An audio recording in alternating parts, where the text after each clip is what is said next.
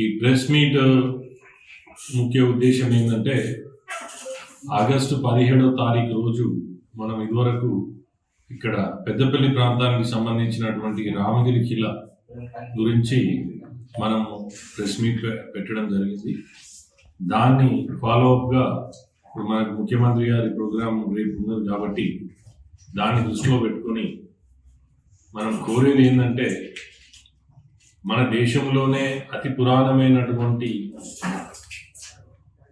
చరిత్ర కలిగినటువంటి ఖిలాల్లో రామగిరి ఖిలా ప్రత్యేకత ఉన్నది. అయితే ఈ మధ్యలో కూడా మొన్న మేము ఓదల మల్లన్న దర్శనానికి పోయినప్పుడు అక్కడ ఉన్నటువంటి పండితులు ఏమైతే అన్నారో, శ్రీరాముల వారు వస్తూ రామగిరి ఖిలాకు వచ్చే దారిలో అక్కడ స్వయంభూ వెలిసినటువంటి మల్లికార్జున స్వామి దర్శనం చేసుకొని ఇటు రావడం జరిగిందని కూడా చెప్పారు.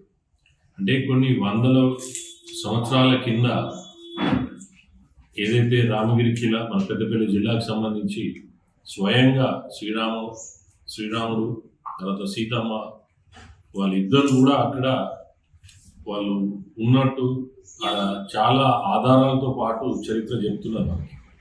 అయితే మేము కోరేది ఏంటంటే ఇంత ప్రాచీనమైనటువంటి చరిత్ర కలిగినటువంటి ఇంత అద్భుతమైనటువంటి మనకు ఒక రామగిరి ఖిలా ఎంతోమంది రాజులు దాన్ని పరిపాలించినటువంటి ఇక్కడ ఈ ప్రాంత రాజులు పరిపాలించినటువంటి వాళ్ళు దాన్ని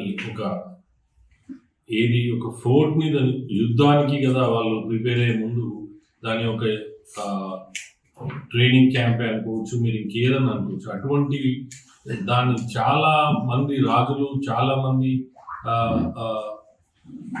ఏ విధమైనటువంటి దాన్ని వాడుకున్నారు, దాని ఆధారాలతో పాటు అక్కడ చాలా చరిత్రలో మనకు ఇదివరకు ప్రెస్ మీట్లో కూడా చెప్పుకున్నాం. అయితే ఇప్పుడు జరిగేది ఏంటంటే ఆ ప్రెస్ మీట్ తర్వాత కూడా మనకు తెలిసిన విషయం ఏంటంటే అధికారులు తెలంగాణ వాళ్ళ తరఫున ఒక 5 కోట్లు శాంక్షన్ అయినట్లు చెప్తున్నారు. అది 5 కోట్లు మాత్రం దేనికి? ఎందుకంటే కనీసం ఇన్ఫ్రాస్ట్రక్చర్ ఒక రోడ్డు కూడా లేదు.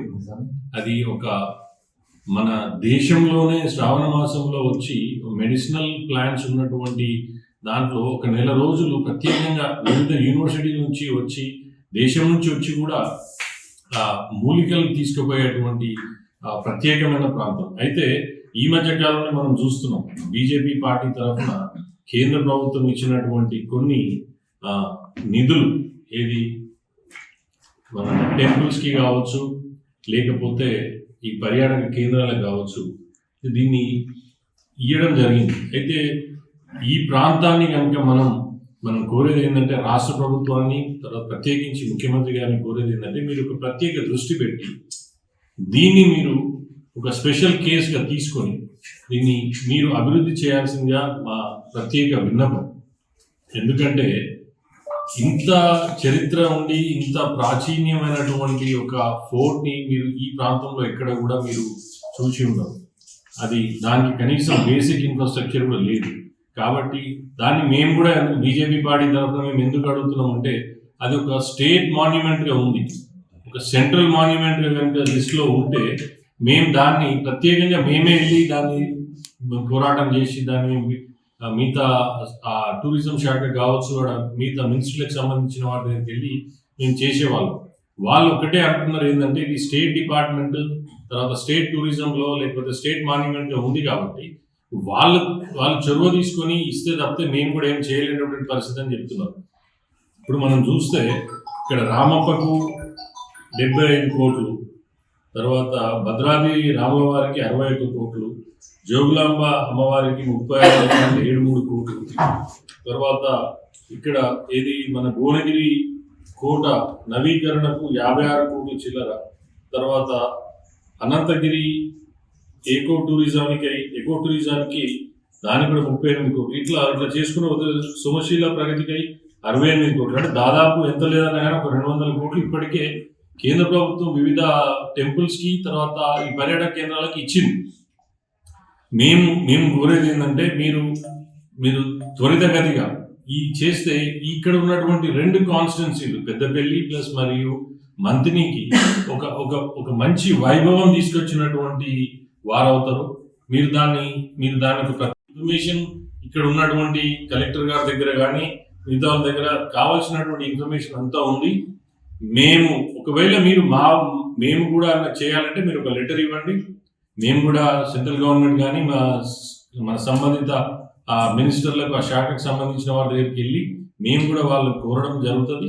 మేము కూడా మా వంతుగా మేము ఈ ప్రాంత అభివృద్ధిని దృష్టిలో పెట్టుకొని ఒక మంచి టూరిజం స్పాట్గా చేయాలనే ఉద్దేశంతో మా తపన. దానికి మా వంతుగా కూడా మేము ముందుంటాం. కాబట్టి కోరేది ఒకటే, మీరు ప్రత్యేక చొరవ తీసుకోండి. మీరేమన్నా చేయలేని పరిస్థితి ఉంటే స్టేట్ మాన్యుమెంట్ని మీరు సెంట్రల్ మాన్యుమెంట్గా కన్వర్ట్ చేసే ఒక లెటర్ ఇవ్వండి. మేము అక్కడికి తీసుకెళ్ళి మా వంతుగా మేము అక్కడ ప్రయత్నం చేసి ఈ ప్రాంతం అభివృద్ధిలో దాని ఒక టూరిజం స్పాట్గా డెవలప్ చేయాలని ఒక మంచి సంకల్పంతో మేము ఉన్నాం.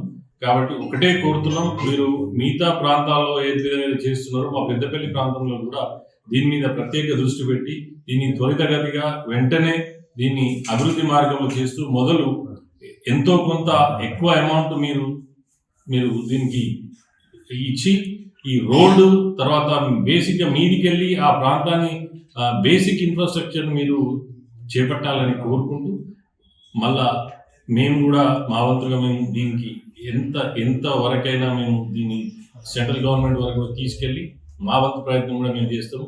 మీకు కూడా ఏమన్నా అటువంటిది చేయాలని ఉండేది ఉంటే మాకు చెప్పండి. ఆ లెటర్ ఇస్తే కూడా మేము తీసుకెళ్ళి మా వంతుగా ప్రయత్నం కోరుతాం.